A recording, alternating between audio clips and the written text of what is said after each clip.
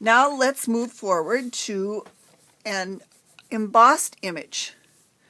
And for this one, we're going to ink it up. Again, I'm going to clean off my sponge a little bit because I don't want all that heavy ink on there. And then I'm just going to take and I'm going to lightly brush across.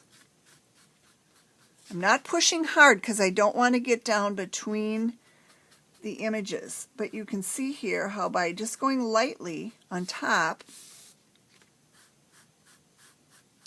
it makes the embossed image stand out. And I have done this with color on color. I had a garden green piece of cardstock that I embossed, and I went over it with garden green ink, which I'll be showing you how to do color on color here in just a couple minutes.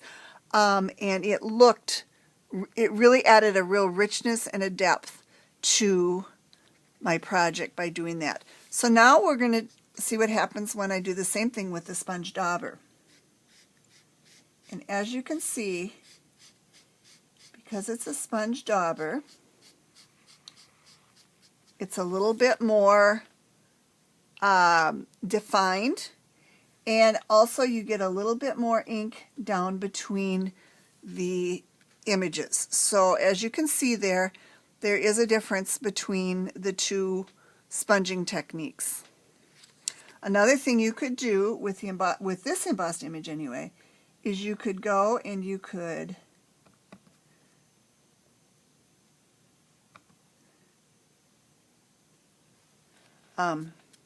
use the circular motion and highlight each of the flowers. So that is on a raised image. And then again on the back, if you wanted to, you could do the same thing. And here I'm going to go around in a circle.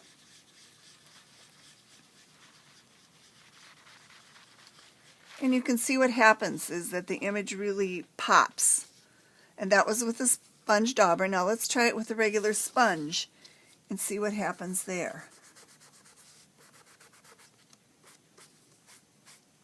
Again, you can go lighter, you can go darker, you can go whatever your little heart desires is what you can do. But that's what it looks like with the sponge and the sponge dauber on a raised image, and then on the debossed side of the cardstock. A couple more tricks I want to show you. One is doing color on color, and I'm not sure how well this will show up. Sometimes some of the lighter cardstock colors it shows up better, but I'm going to take my stamping sponge and I'm going to put some rich raspberry ink on the edge of the rich raspberry cardstock. And I think, oh yeah, you can see this. And I quite often do this. It just adds a really nice depth of color to the cardstock. And I'll move this a little closer. Hopefully you can see it. You can see where the edges are inked, and you can see the nice depth and richness it gives to that cardstock. And then now let's try the sponge dauber on another piece of cardstock, edging it, and see how that looks different. Again, you're going to notice the difference, that this is going to be a little bit, oops, that one I got a little wild with. If you keep it just on the edge, it's going to be a little bit more controlled. And you can see here, around the edge, here's where I got a little bit wild. But you can see how that just adds a really nice depth to your cardstock. Another thing you can do is take a contrasting color of cardstock and just put a little bit of color around the edge of that with the dauber, or this is what it would look like with the sponge.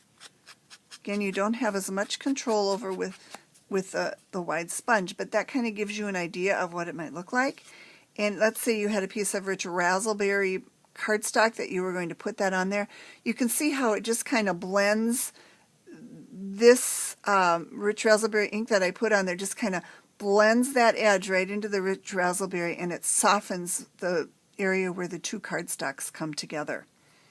And I've got one more little trick that I want to show you, and this is a piece of Summer Smooches designer paper, and it's rich raspberry color. And I'm going to sponge the edges of this as well, just so that you can see what happens when you do that. Again, you're doing color on color, and that was with the sponge dauber, and you can see here on the edges where the color is. And then I'm going to do it with the sponge, just so you can see the difference.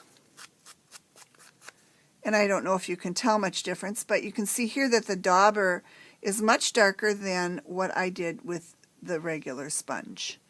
So that just gives you some ideas on sponging and how to do sponging, and I'd love it if you would try some of these ideas and let me know how they work for you.